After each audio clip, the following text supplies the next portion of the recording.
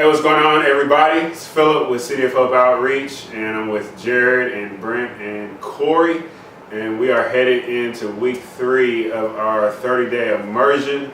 And so, how are you guys doing? Doing great. I'm making it. Doing well. All right, good. Well, yesterday we had our second community lunch. We had pretty much a full house, I would say.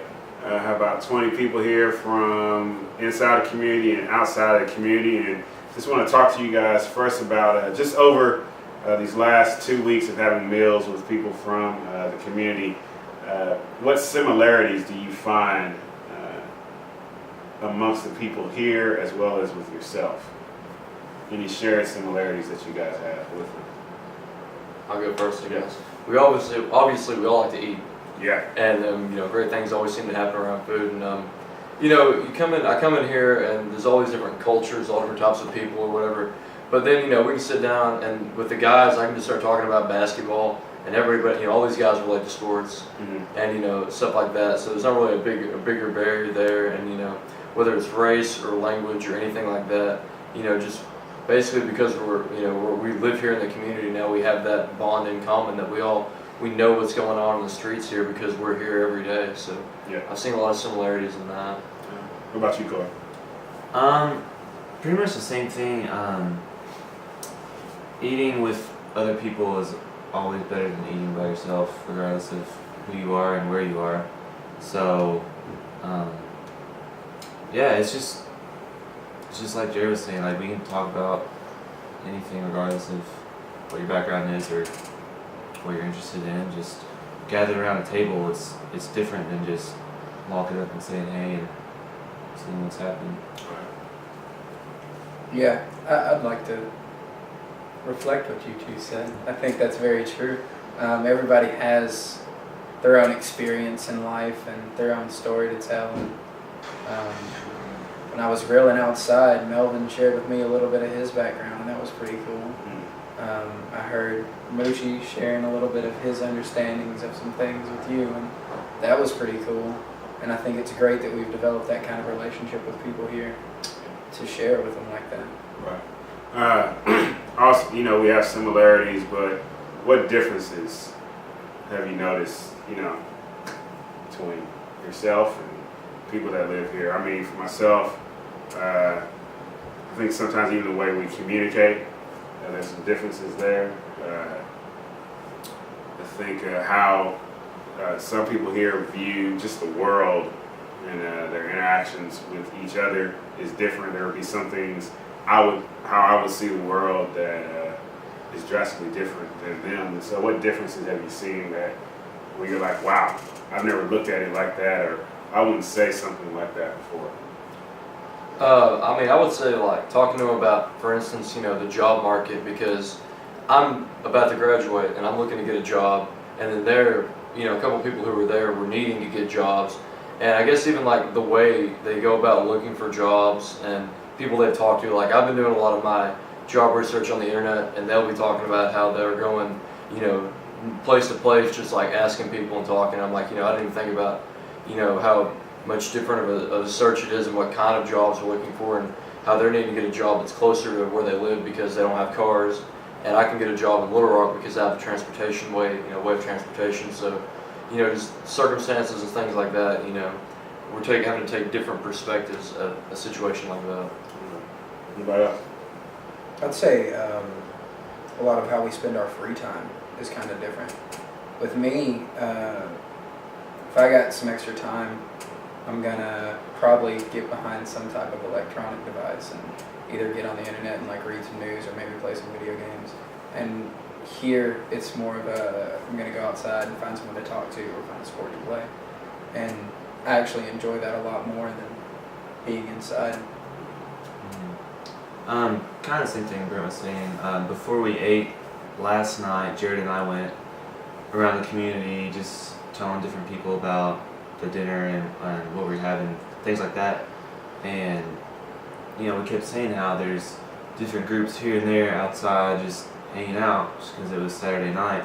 And I remember mentioning to Jared how Oakwood here is a community where everyone happens out. Like people know their neighbors, they just sit outside and shoot the breeze, have conversations and everything, and how that's really different from our suburban neighborhoods. Like you might know your next door neighbor, but you wouldn't really have this, block wide, let's just hang out thing. And so I told Jared, I was like, we should just do this. Like I just want to sit and talk with everyone outside and just hang out. So we got here and that's what was happening. Brim was grilling and everyone was kind of circled up outside, and it was really cool to see those differences just meet all at once. Like we're all just doing that now. So. Right. I think one of the contrasts is like here is what everybody wants out there. When I say out there, like you said, suburban, where from the outside looking in, most people think that Oakwood or Chateau is just this dark hole in Conway. But when you get here, it's, like yesterday, like Moochie and everybody was over, like they had like some kind of joy, laughter, just excitedness to talk, like you said, hanging out, playing. Mm-hmm. But when we go back to home, if you will, suburban type atmosphere, it's like everybody keeps to themselves with the exception of one or two people. But this is what we want. And it's kind of interesting. What we want is in a place where nobody wants to go. Right. So that's been something interesting to reflect on. Going back to the food and stuff, does it give you does it put flesh on when we're reading the Gospels about Jesus eating with tax collectors and sinners? And what do you think about that? Just being able to sit with, quote unquote, the salt of the earth, the least desirable of the city. How has that impacted you, if any? Well, I think, like you said, it puts flesh on it, and it just shows us that, like you were talking about, similarities. We're not that much different than the people we're eating with. We've got more similarities than we think, and, even if they are, an unbeliever and they're still dead in their sin, I can see myself in the midst of that where I was before Christ.